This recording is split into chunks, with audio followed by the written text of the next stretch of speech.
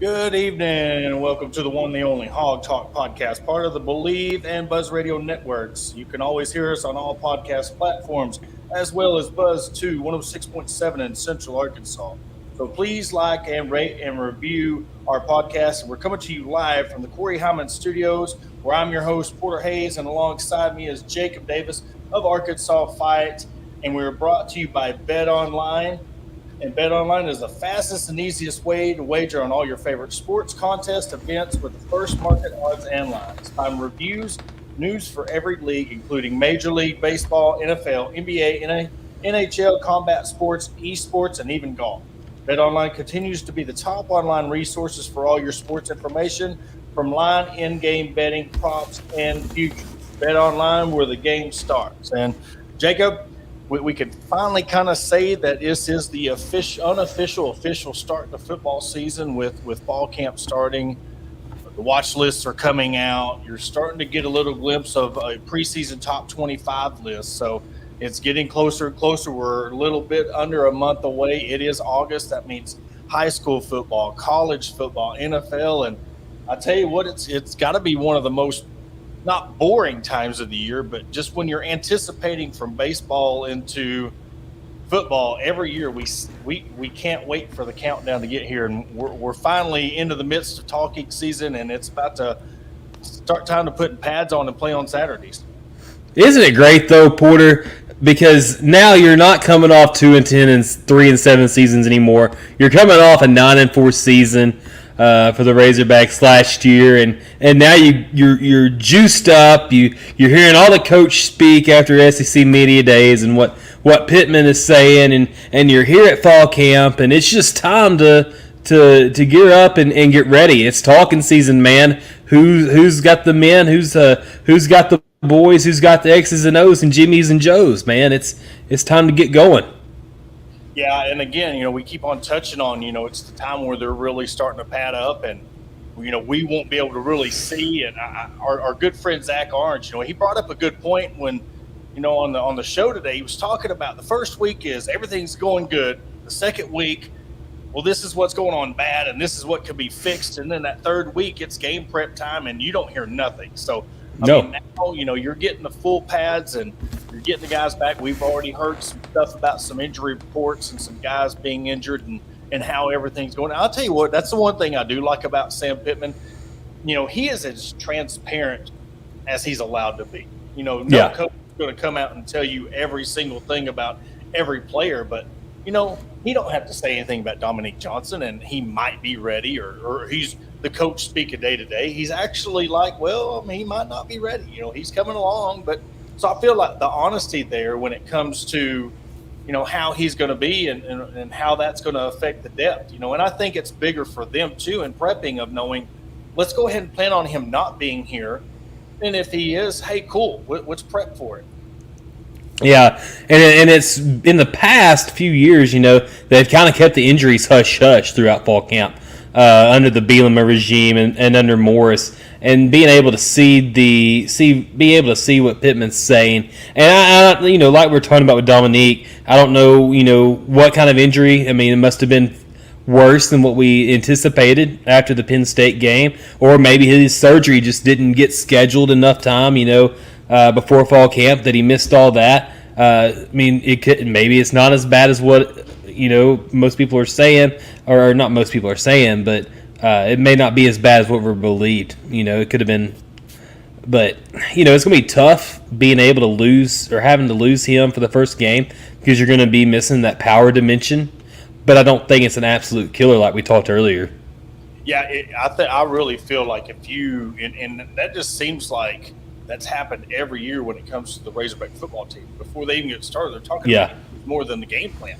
This guy's out, this guy's hurt, and so I think if you could afford, previous years you couldn't afford anything. You couldn't afford a guy losing at any position. And I think now this year when we're talking about the depth, especially when you're talking about the running back room in the position, you can afford to lose one guy because you've got so many people behind him that can facilitate, the running game, because you also got a quarterback who can run too. That's where the dimension of, you're talking about that power runner that Dominique Johnson is. I mean, you've got somebody right there behind you or right there in front of you in KJ Jefferson that can take that load off and really take in, the run game, and then, of course, Rocket Sanders and then Green as well. Yeah. A couple of guys. Richard Wright, he came in and said injuries do happen every year.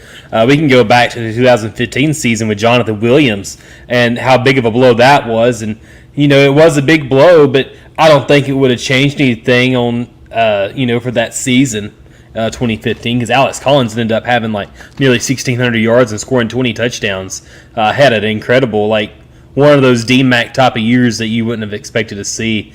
And then Devin Talley, he says Rashad Dominion is going to turn heads. And if you don't know who Dominion is, he is the true freshman out of Cedar Grove High School out in Georgia, an Atlanta suburb.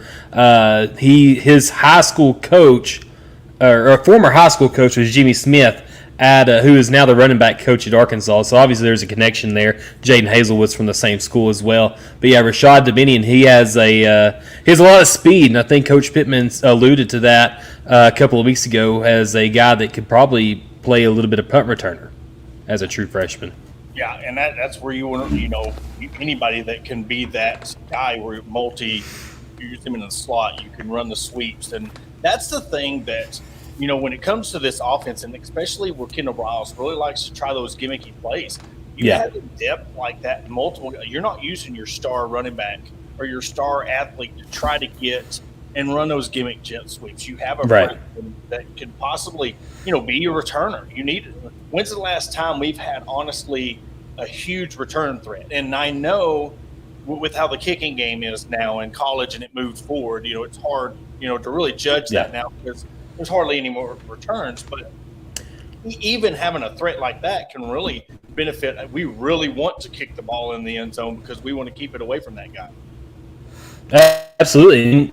But like you said, going back to losing a guy, and you think about the game plan of what you're going to have to do, you think about it, Rocket Sanders, he's not some slouch either. He'll run you over. He proved that in the Ole Miss game where he ran for 137 yards on 17 or 18 carries. He also had a 100-yard game, I think, against Penn State where he ran over a couple of guys too. So there is hope. I mean, I don't think this running game is just going to be dormant just with losing one guy for one game maybe. But I do think there's still you're going to have to work through it because those injuries are going to happen, just like Richard said earlier. But in that comment, but I don't think it's the end of the world. But I think being able to be reflective, like Sam Pittman is, I think is a huge thing because we don't see that very often when it comes to head coaches talking about injuries. Well, and you bring up a point about running guys over. I've said this and said this and said this. We talk about safety and how safety is just the biggest key when it comes to the college game, but look at the pads. Look at the equipment. They don't even have knee pads anymore. There's not a such thing as a knee pad in a football. Look how, small the shoulder pads are. So I really squirm. You're talking about Jalen Catalon and how he leans it. But you're almost, as a defender, you have to lean in with your shoulder. Yeah. And you're really having to emphasize on that because if you do anything helmet to helmet, it's a flag. But look how thin the shoulder pads are. And if you got two guys running 4.6, 4.7 at each other. One's 260, one's 180, 200 pounds. And you do that 10, 15 times a game. Yes. So I really would love. I mean, I know maybe once a game or once every other game, man. If you just need that third down, you plow them over. But I think when it comes to in the instance of we need it for a first down, or you need it for a touchdown, I think any other instance, I would get out of bounds in a stop clock situation or get down, because to me it's not worth the risk of getting yet another running back hurt. Right. And like I said with the quarterback, to me, like a quarterback, I mean, you got a running quarterback, and it's always just baffled me. Like I said, the NCAA talks about safety, safety, safety, but when they start making the safety equipment smaller and smaller, it just, like I said, until they make changes to that, that's when I would want my running backs running people over, because you remember the thick shoulder pads, the neck roll, late 80s, early 90s. I know it turns a 4.6 guy into a 4.8 guy, but what really, unless you're just running away from people, you're evening out. So, but Rich Wright has another question. He says, do you guys think our run game or pass game will be our strength? I mean, in any balanced offense, you got to go with what your bread and butter is. You've got to look at what your strength and your depth. So I will vote run game, because that's where I know for sure that I feel better with KJ, the run game, opposed to the passing, because we are really not for sure on the wide receiver position. Yeah, I'm going to go with the running game too, just because of what Porter said. But also the run game, Arkansas led the FBS, which is the football subdivision, and all Power 5. All Power 5 schools in the FBS. Arkansas led the nation at 227 yards per game last year. That was more than Ole Miss. That was more than all your other SEC teams. That was more than anybody, any big team, Ohio State, Alabama, Georgia. Arkansas can have pride in that. Now, saying this, can they build on that? The development of A.J. Green, the kid out of Oklahoma, is going to be key to me. If he can, I think he hit that freshman wall about halfway through the season last year, because he had good games against A&M. He had a good game against Texas. He also had a good game, had a couple of carries against Penn State that showed his speed. The guy is a speedy guy. I think you can probably see some lightning and thunder there. And then if you add Dominique to the equation, and you just got three guys that can do different things. I think the running game is definitely going to be our strength early on, but I can see the pass game developing over the time this season. Yeah, because I know they have summer camps, fall camps, but there's a big difference between getting timing going when you're just throwing with no defense, and getting your timing down when you're playing against a vanilla defense, and then you got to go into a game situation. So what you're saying and what your rhythm and your routes and stuff are going against your own defense.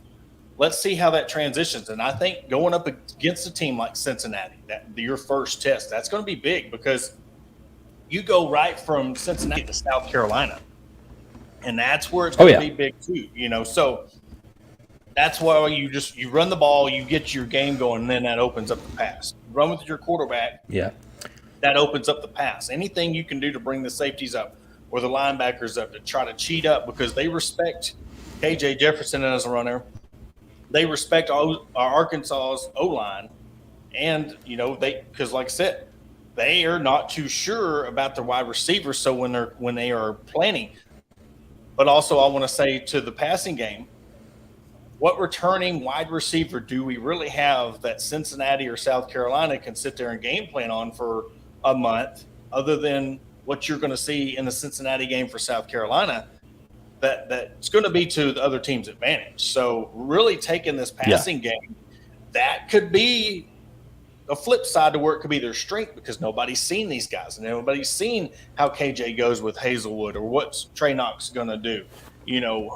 Whoever else you got stepping up, because you've got guys that are stepping up over from the line or defensive back to tight end. So when we've seen that the past couple of years, where they've tried different guys out at tight end as well. Yeah. You were talking about the changes in gear and stuff. I was listening to, I think it was the morning mayhem show with our brothers at 103.7 The Buzz, and they had Walt Coleman on, who is an NFL referee, I think in a college rule, and he knows the rules really well.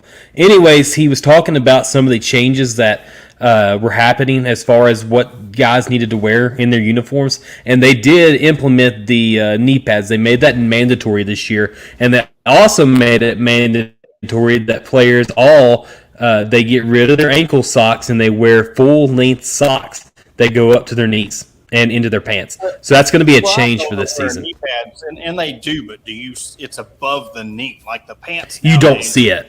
Yeah. They're so high. It's almost like you're wearing gloves on your wrist. Like it don't make any sense to me. But yeah, I understand it, because I've got two sons that play, one 7th grade and one going into 11th grade, and they have to, wear. But we had the pants with the knee pads built in, and the hip pads and the thigh pads. Oh, yeah. Stuff.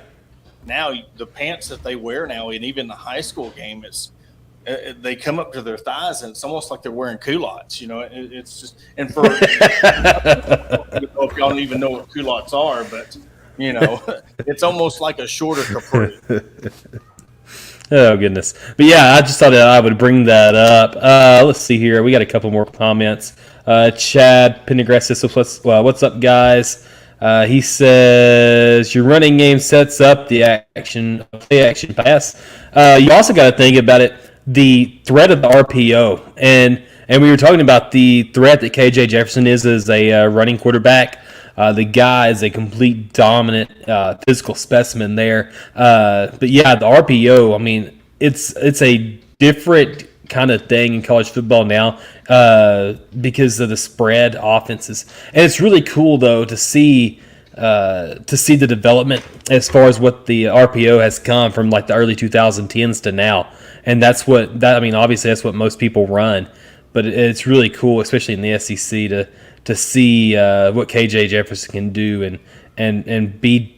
That is his dominant part in his game. A lot of people comparing him to Cam Newton, even though he's not the same size, but I think he has a pretty good arm. I think he's a little bit more accurate than what Cam Newton is, but I don't think he's as good of a runner as Cam. But yeah, that RPO game really sets up. And I'll let you take this next one. Richard Wright talks about Trey Knox's potential at tight end. He has huge potential. I mean, he does. He's had potential his whole time in Arkansas. And it's just, what does he do with it? Almost like the Hammonds. What we knew about the Hammonds and his athletic ability, and there was times where he touched the ball and could run it to the house. Right. So that's what I want to see from him. Is he could have been at the point where you go from wide receiver to tight end, and he took that as a demotion. Kind of got into it a little bit, and instead of.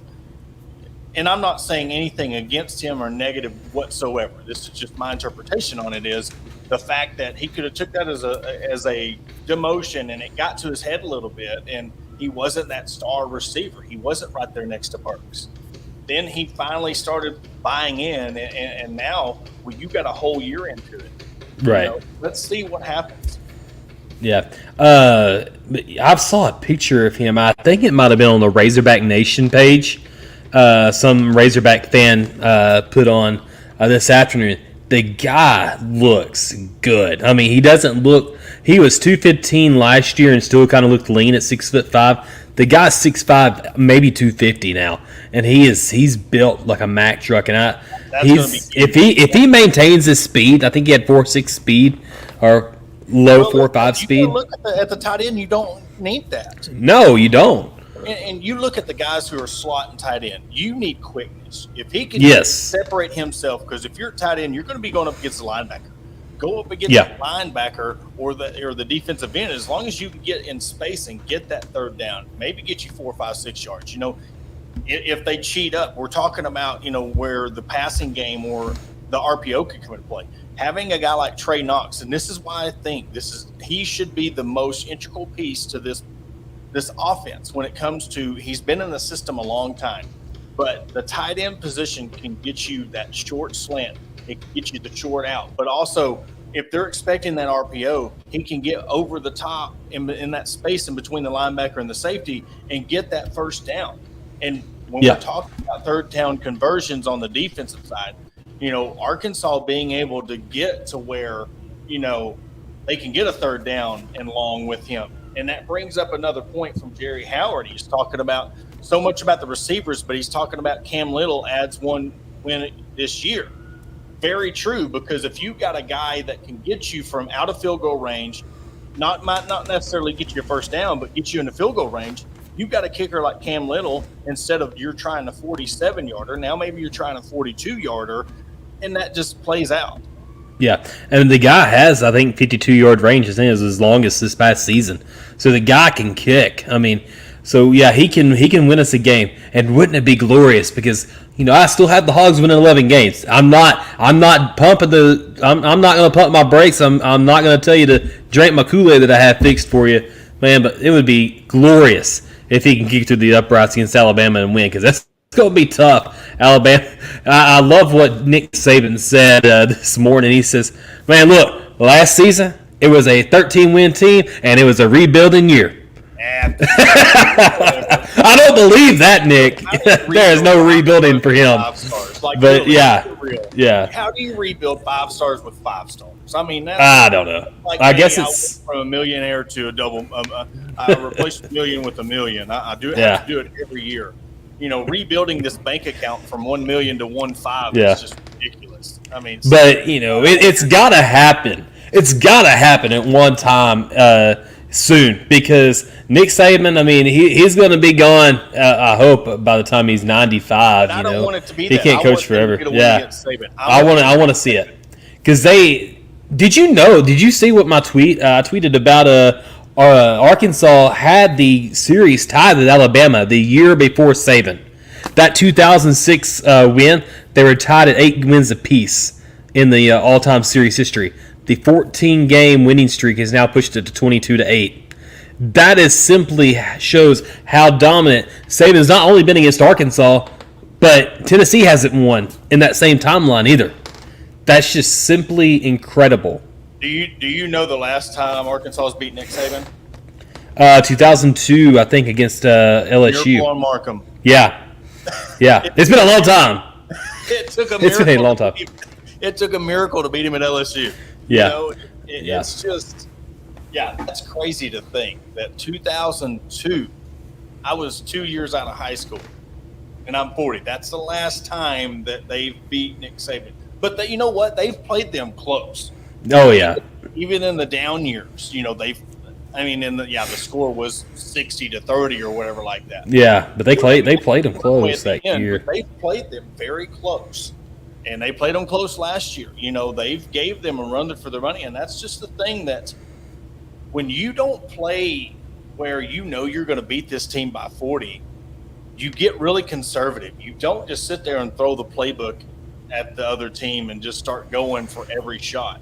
You're methodical. So you're taking this team like in Alabama, and you're a little bit more conservative with your offense and defense because you respect that team on the other side of the ball. And that gives the underdog a chance, because if they can sit there and just score right with you, then it turns into a game of turnovers. And if you can win that turnover margin, especially in a game, you need to win the turnover margin to beat Alabama. That's just, unless they just play like, because you're not going to outscore them last year. Yeah, unless you just play like Bo Nix did last year and just have the game of his life, and they have a subpar game, and you go in there and win, kind of like how Texas A&M did win on the field goal. But I'm telling you, Arkansas's due, and I'm looking at, like, I'm not saying it will happen, but I'm saying if it was to happen, I think this is the year that it would be to happen. Yeah. You look around, and I have a better feeling than I did even in 2011, which they ended up losing 38-14 with Tyler Wilson at quarterback. They had the game won in 2010 with Ryan Mallett at quarterback and a pretty hungry defense. But you look at it this year, and you look at the defense, and this is where I think the difference is going to be from last year's team to this year's team, because there is so many. I think the Arkansas got better talent-wise this offseason at defensive back, because now you don't just have one really good corner in Monteric Brown. You've got Latavius Brenny. You've got Jalen Cat. I'm gonna list all these guys, all the defensive backs, because they cross train. You've got Jalen Catalon. You've got Latavius Brenny. You got Dwight McLaughlin. You've got Hudson Pick Six Clark, or Three Musketeer Clark. I mean, the guy plays well. Who else do they have back there? They've got Ladarius Bishop, who was at one time Mississippi State commit. He's played sparingly throughout his career at Arkansas. He has really good speed. I think he's a pretty good cover corner. You've got Malik Chavis from right down the road in Rising, who's really played well, and in the opportunities last season, he made an impression on the Razorback staff. And then you've got I'm going Miles Slusher and Jaden Johnson. I really like Slusher out of Oklahoma. That kid is just dynamite, and a guy that's going to take over for Catalon. But you look at that up and down in the defensive backfield, Arkansas is going to slow a lot of teams down passing the football. If they're going to get beat, it's going to be by teams that are going to run the football. And I don't think you're going to be able to run the ball as well as you think, because you got Drew Sanders and Bumper Poole as linebackers too, that I think are going to be really good. So I think this defense, if they're going to beat Alabama this year, I don't know how we got on this rabbit trail. I think I started it, but I mean, it's going to be because of the defense, and then the offense. Anything you get out of the offense is just extra. Well, yeah, and because we talked about it earlier, when it comes to turnover, your defense causes turnovers. So I mean, of course, this year it's going to be the defense that's going to have to step up. That's your most seasoned side of the ball. That's the one where you've really got guys coming in from Georgia, LSU, Alabama that can really help you out this year. And I mean, could you imagine if the offense would have got, I mean, other than Hazelwood, if you would have got a running back from, say, LSU or Alabama, or a receiver from Georgia, I mean, how much different offense would be? So, yes, it's going to have to come to the defense, because you know what? Look, like I said last week, look what happened in the Ole Miss. You got in a shootout and let them score 50 on you. You gave up a gut punch to Auburn and let them have their way with you. Then look at Georgia game. I mean, you had 3 games right there. Look, you're talking about a 9-4 season. 3 of those games, 2 of them could have went either way. Yeah. Other than the Georgia game. And you could probably say the Auburn game too. Yeah, I think the Auburn game they were. But they let him have the game of his life. So I mean, they didn't let him you know what I'm saying? So Ryan says, "Do we lose momentum if we go 8-5 this season? Could that affect recruiting by taking a step back?" And we talked about that a couple of times over the past few months, Porter. And I think we both kind of have the same opinion here. If you want to go first, I'll let you go first here. 8-5, no, because I mean, here's the deal. I give a team, especially in the era of transfer portals and seniors leaving, you're going to have more rotation in your offense and defensive now than ever before, with guys coming in 1 year, whether they're a senior coming back for their senior year or they're a guy coming in from the transfer portal and then they're leaving. They're coming back for their 5th year or whatever. If you go 8-5 this year, playing the toughest schedule in college football, playing the toughest conference in America, no, I mean that's not. Now, if you have, and we talked to, this is where I will say the exception is, if you get your program to where you're consistently winning 9, 10, 11 games a year, 9, 10, 11 games, say 10, 11, 10, 11, 10, 11 every year. If you drop back to 8 wins, yes, that's a step back. So like this year, if Arkansas goes 9 wins, or now this year they go 7 wins, that's taking 2 games to me is a step back. 1 game, no, I give it a buffer. Just like say they win 9 games, but yet they go 10-3 this year. I mean, it's in a sense kind of a step forward, but if they go 11-2, that's a big step forward. Just like I go on the losing end, 8-5, they really had a great year, and you're still going to a really good bowl game. But like I said, I think they win 9 games again this year. Yeah, and I've told Ryan the same thing. I mean, we are coworkers, so he knows my opinion too, and mine is the same as yours. I mean, you go 8-5. I think you're still good. I still think you're going to continue the momentum because you're showing the that you can continue to win games, and you're going a step forward. Because if you go 6-6 or worse, I mean, I think you're obviously taking a step backwards, which I don't think you can with a staff of this caliber and the players that you're bringing in. I don't think you go worse than 8-5. I think 11-2, or 11-1 is a very, very good season. I think 10-3. I mean, if you want to say that, I think that could be the ceiling. I think 11-1 could be the ceiling, but I think you're more than likely to go 10-2 with a bowl win than go at 11-1 in a regular season. But I still think it's a good shot. You would want me to stop? Like, okay, where's my ceiling? I would go with 10. I can't do 11. They just don't have enough depth. They don't have enough depth on offense, and yes, they have a really good defense, but I don't see them outscoring all but one of their opponents. I don't see them just losing to Alabama and then outscoring everybody.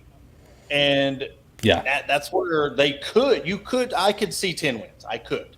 All rolls the way. I'm not saying you can't tell me that they went 9 games. They won 9 games last year. The only thing that would really get me to question it is the fact of LSU and their new coach. They don't have a coach on the decline and the program on the decline. You've got a guy like Brian Kelly that comes in with the talent. They're hungry.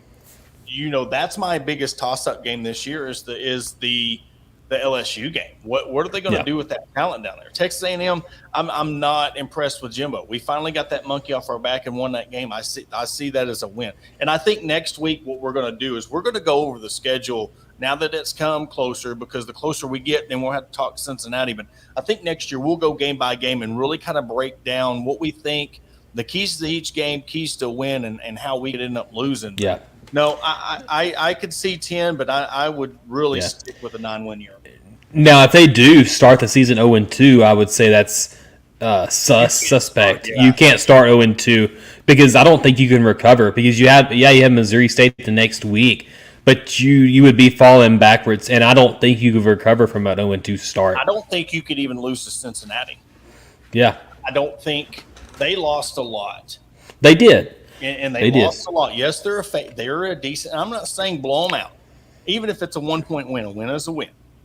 But I just don't think with how you're trying to take a step forward and what that Texas game last year meant to this program, you go out, SEC Network's there.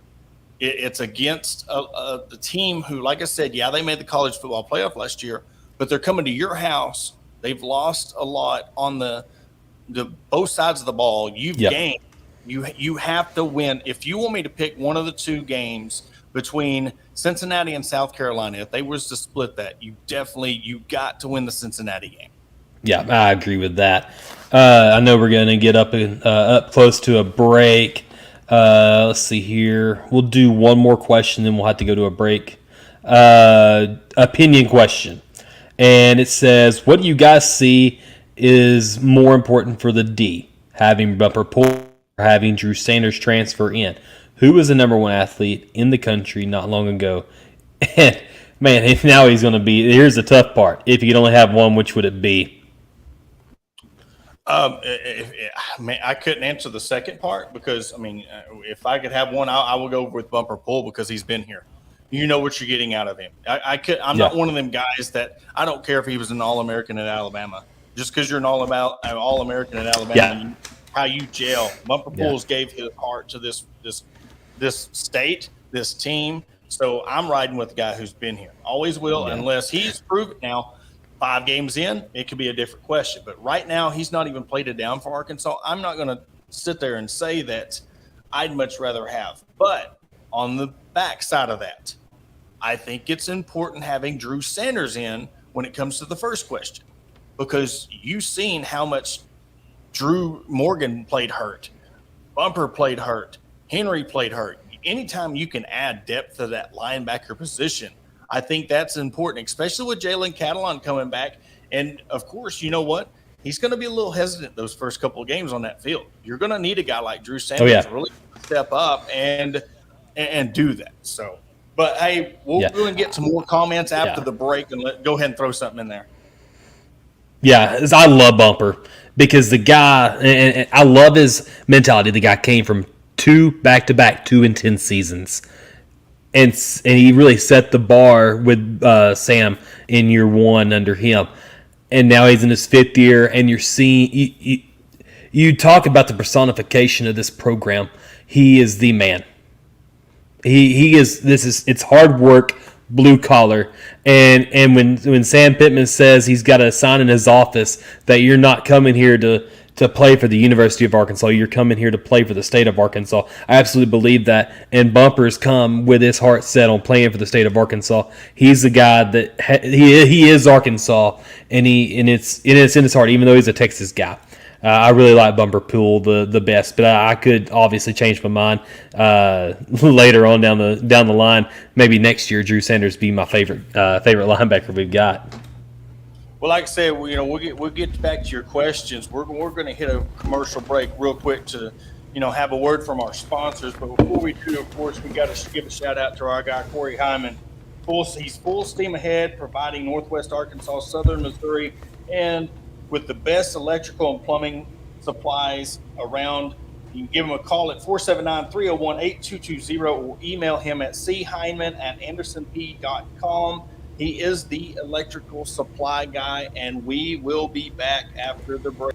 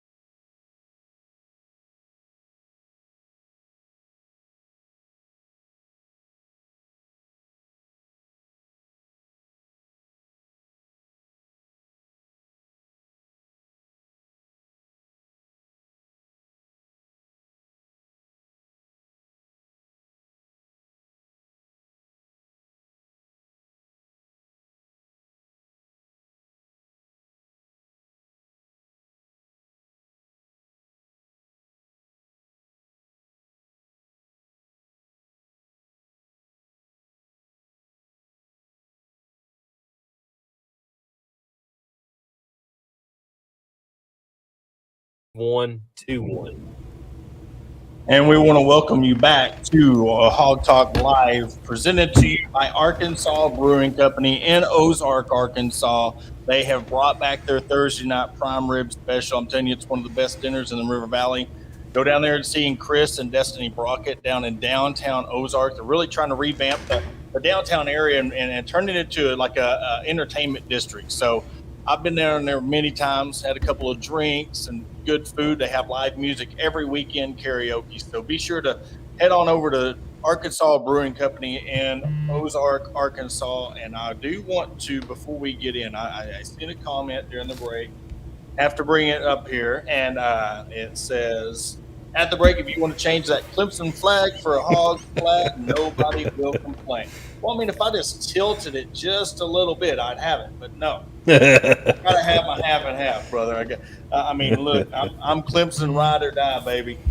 For that, I love covering the Hogs, and me and Jacob have many talks about, when I come to the Hawg Talk podcast, that was the main reason why, is I wasn't a huge Arkansas fan. I really could see both sides of it, and even now, I mean, I'm a fan. I root for the Hogs, unless if they, of course. Now, last year I was getting really worried that Arkansas and Clemson was going to play in the Belt Bowl or something, or in the Outback Bowl. Really, dude, I'm telling you. And I was talking to Coach Neighbors, because now the women's basketball team is playing Clemson, but they're playing in like the Virgin Islands or somewhere like that. And I'm like, yeah, you would. Well, one time you get to play Clemson, and so every coach I get to talk to, like I've talked to Coach Deifel about, scheduling Clemson, just they all know who I'm aligned with. And, I know I've had a rough week with especially with the Deshaun Watson stuff, and I do not. Here's the thing. I've had a couple of people ask me about it, because they know I'm a Clemson fan, and, I'm a Clemson fan. I'm not a Deshaun Watson fan. What he did, he gave me a national championship, one of the proudest memories I've ever had. I will always hold that to my heart of what that moment meant. But to sit there and just because he's from Clemson, means I'm going to sit there and back him like some people do. I'm not. This is not throwing any stones at anybody, but to sit there and back him after what's going on, whether he gets charged or not, I'm not going to do it. There's just too much there that is like, no, I'm not going to have your back. But I will always be a Clemson fan. I love Dabo. I know he gets on people's nerves with his antics and stuff. Hell, there's sometimes he gets on my daggum nerves. But you know what? You see the helmet behind me, but you also see to the other side of me. I got my Arkansas stuff too, man.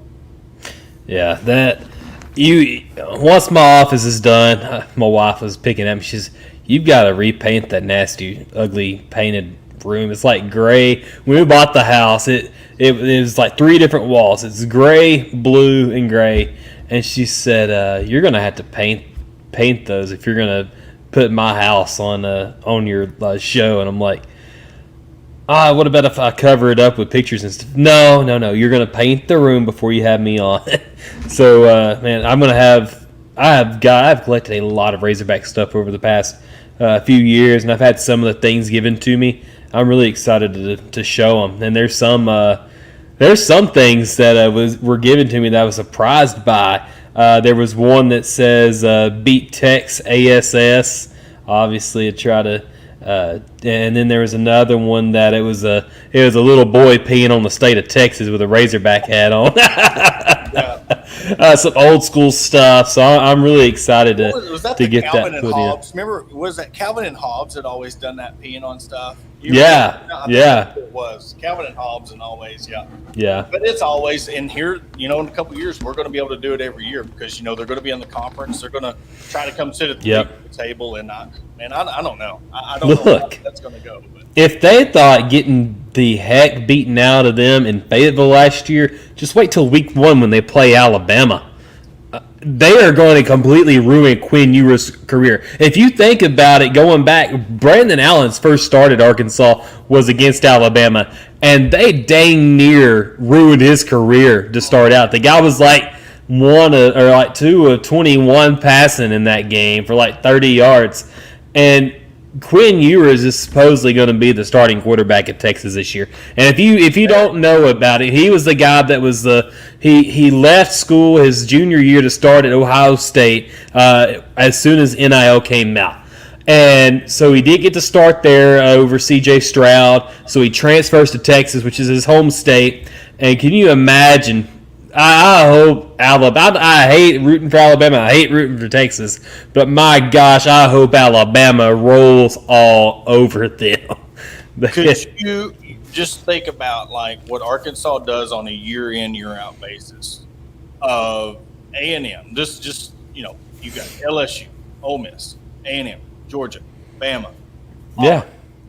All back to back to back, and then you throw the East in there like when you had Georgia and Florida. You want to talk about murder's row? I mean, other than I will give this one when it comes to the Big Ten. Other than Ohio State, Michigan, Penn State, Michigan State, sometimes Northwestern, that's a pretty tough. Iowa and Minnesota and Wisconsin stretch. Yeah. Well, they're in the other side. Oh yeah. Okay, I thought you meant in general. You're talking about the division, and when you have to play Michigan, Michigan State, Ohio State. Sometimes Iowa, when you talk about the cross, I mean, that's I'm not saying it is as tough because it's not, but I mean, if you want to go where you think that it's just as tough, but when you got the Big 12 and, you're playing TCU, which, they were a one-dimensional team on defense. Now they're not really even that. Then you got Oklahoma State. They pretend to be good. And Kansas State, Iowa State, other than Texas and OU and some, Baylor, you got to throw Baylor in there. It's a 3-team league. Yeah. I mean, and then you got 2 of them coming to the SEC. I just don't. It was funny, like there was talks there of Clemson coming to the SEC, and I put out a tweet saying this is going to be Clemson's first year schedule in the SEC. It was going to be at Alabama, at Georgia, at Florida, at Arkansas, at LSU, at A&M, and because when you're going through that schedule, it's when we're talking about the difference, and it goes back to I can't remember who said it. I might have been Ryan when it comes down to, is it taking a step back when you have an 8? No, You can't, when you're a team in a program like Arkansas, the third best team in the league can go very well 8-5. Yeah. And that's a good year. That tells you how tough this league is. And it's only going to get tougher. And we don't even know what's going to happen if there's these super conferences that form. So, but I mean, and we're talking about, you brought up a thing before we recorded about the preseason top 25. That's what I had pulled up. Yeah, so CBS Sports came out with it, and Alabama obviously is going to be number 1. Georgia's number 3. And I'm just talking about SEC. They've got Texas A&M at number 9, which I think is a reach. Arkansas appropriately ranked 16th. I wish they would have ranked them 15th, just to say, man, Arkansas is a preseason top 15 team. But 16 is okay with me. Kentucky's at number 23, which I thought was low. I thought that was low. And I don't have an infatuation with Will Levis. Yeah, I don't have an infatuation with Will Levis just because he has to prove it first. They've got Tennessee at 24, which I think, okay, that's pretty honest. Ole Miss at 27.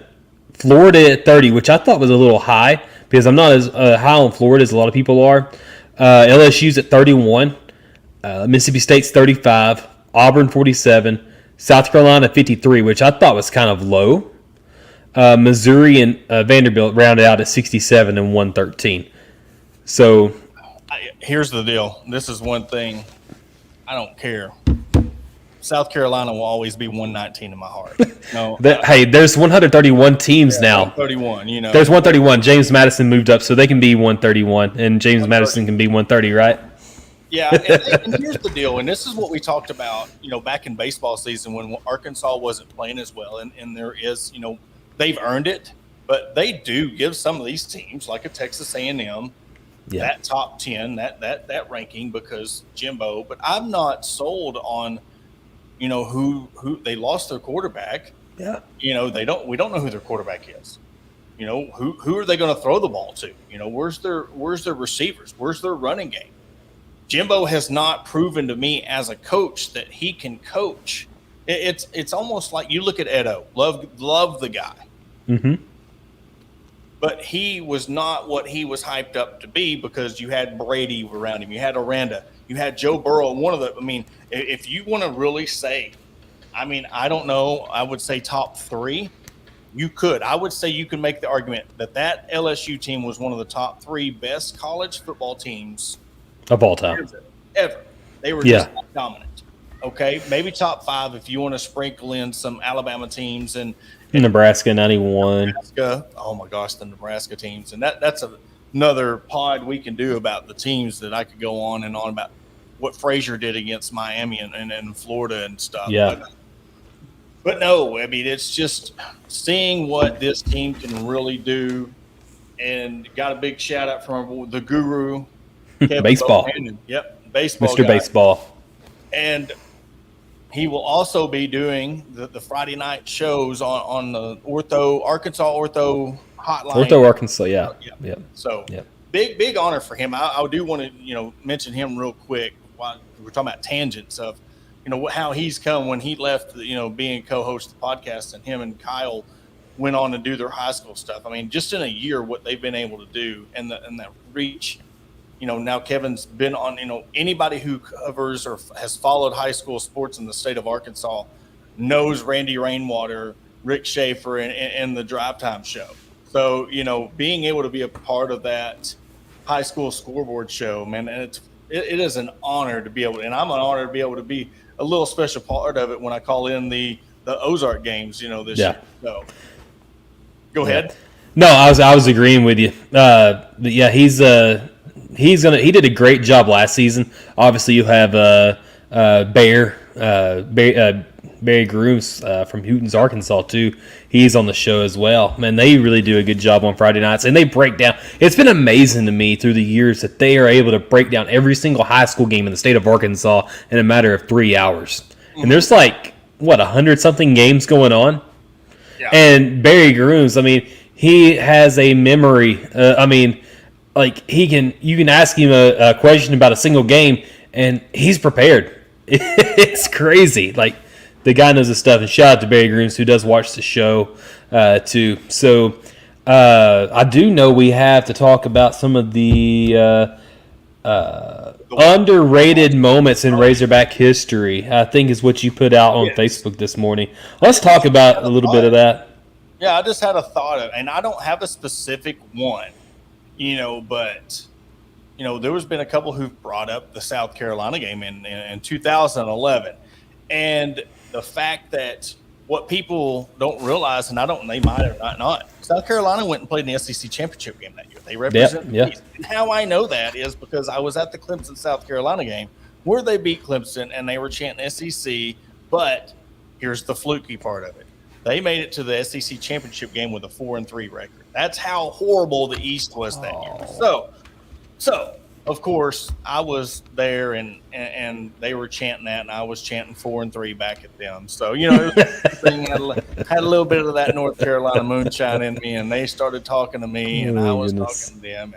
But no, it's one of them deals that, the hype around the SEC, and there's just so much uncertainty when it comes to your quarterback position, and the most important position that you have. You got to be so.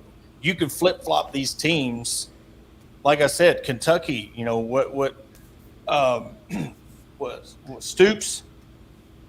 Who the coach? Why does his name leave my brain when the coach at Kentucky? What he's done there? Mark Stoops. Mark Stoops. Okay, I did have his name right. Yeah, you had it right. But what he's done there at Kentucky is kind of similar to what Pittman's done in Arkansas, and in a town where it's less favorable. It's a basketball school, so you're playing in the East, but still, what he's been able to do there for that program, he's done more for me, like when it comes to terms of coaching and coaching up, than Jimbo has, and when it comes to the realm of SEC football.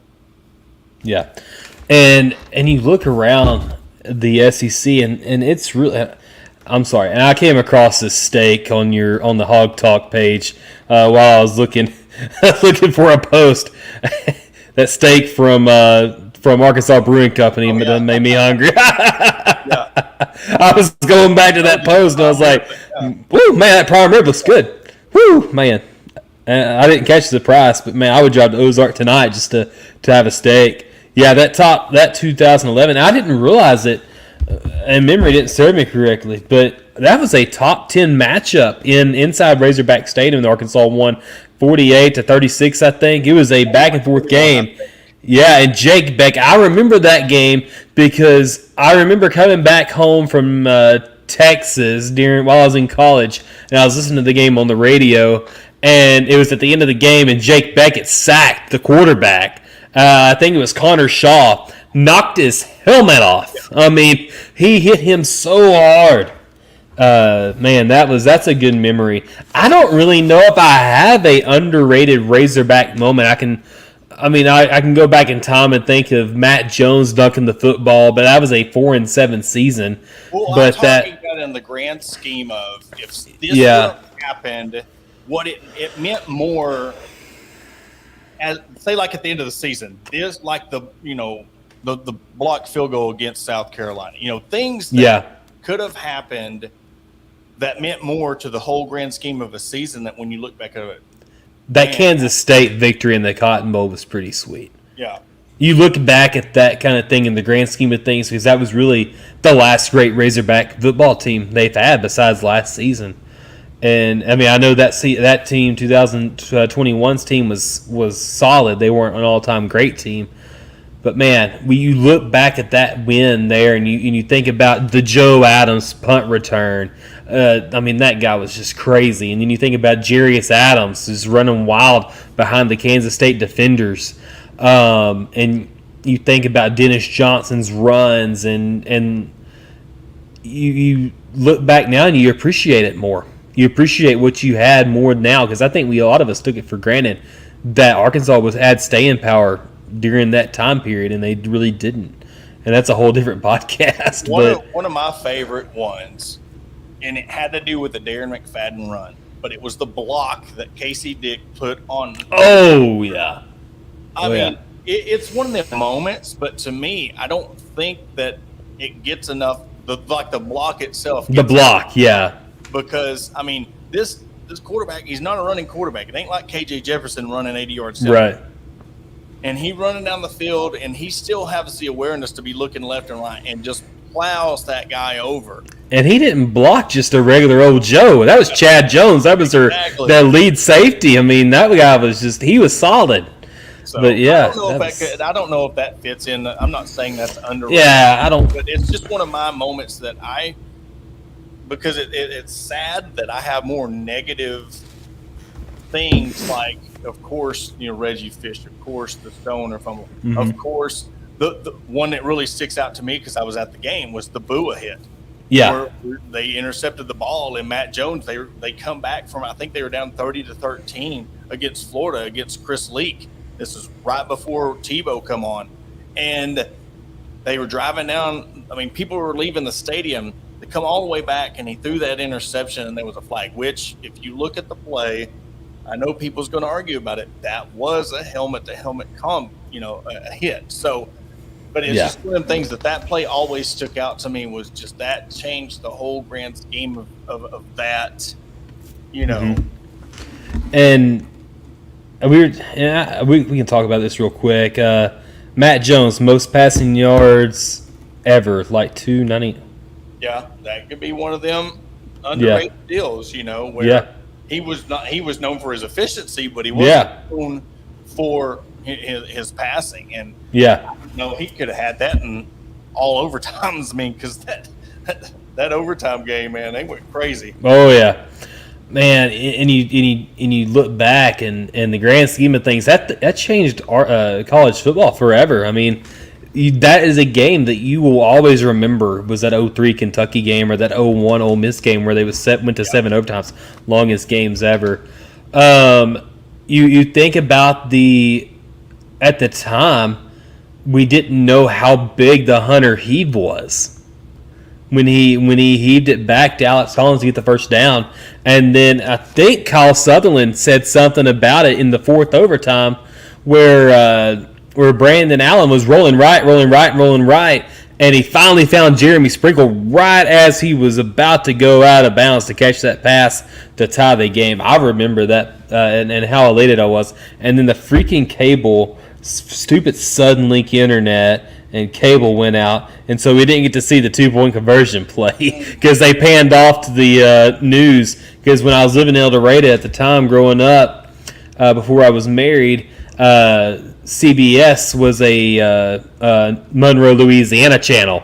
So they panned off to the freaking Louisiana news, and I got to miss the darn 2-point conversion that Brandon Allen scored on.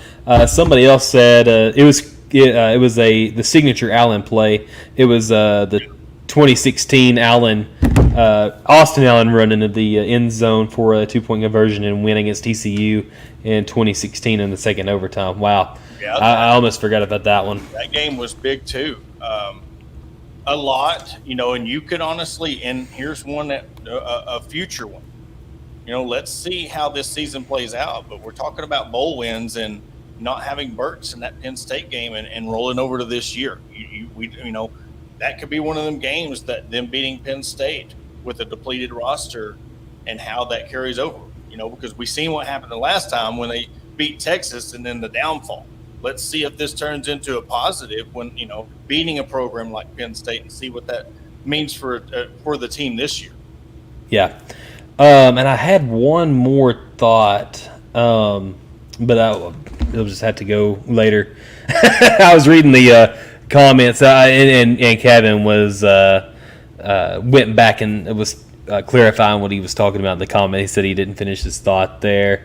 And Tyler Wilson's 510 yards in one game.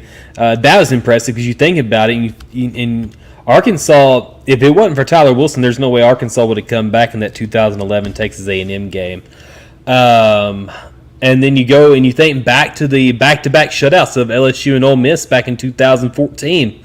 I was at that Ole Miss game, and I've repeated that story several times on the podcast. I think when I had Rohan Gaines on 3 years ago when we started the podcast, I talked about where I was. I remember where I was sitting in section 128 before the expansion of Razorback Stadium. I had just got back with my corn dog. I was eating my corn dog and put a bite in my mouth, and I spit it out because Rohan Gaines picked it off. And I didn't know at the time when he picked it off he was going 100 yards, but I spit it out and I was jumping up and down, and my corn dog breaks off. The stick breaks off. I didn't get to finish my corn dog. I don't even know where it went to. That was a $6 corn dog that I didn't get to enjoy. And now the corn dog, thanks under your check. Thanks a lot. The corn dog stand's gone behind my section. If you're listening to this podcast, please put it back. Yeah. I think there's other things that he's kind of working on when it comes. I don't care. I want my corn dog. We'll just do it like you go to the movies and just sneak it in your wife's purse. Yeah, that Dollar General and get you some corn dogs. Take them into the game. Oh man, yeah. But I guess, man, if we ain't got nothing else, brother, we're up on the hour, and it's been a fun show. It has. We're starting to get. I can feel the hype that we're getting ready for season, and it's not defined yet. But if it goes, and our logistics and our time restraints can allow it, I think what we're going to do is we're going to try to shoot for 2 shows when it comes to football season. We're going to. We might do like a quick 30-minute preview with a sports writer from the opposing team, and then of course we'll go for the the recap after the game. But I think we're gonna see how that rides out, and if it's where it turns into the guy preview, maybe it be Jacob and a guy from the South Carolina squad, or me with the Georgia squad, or whoever they're going. But I really would like to try to put out more content and more shows, and we've done it in the past with the previews with other people from the opposing team, and they've really been a hit. So I guess, Jacob, if you ain't got anything else, man, I'm going to wrap it up. Man, I'm good. You go ahead and wrap it up. Let's go to bed. Yeah. Well, this will do it for another episode of the Hawg Talk podcast, and we will catch you next week. Go Hogs.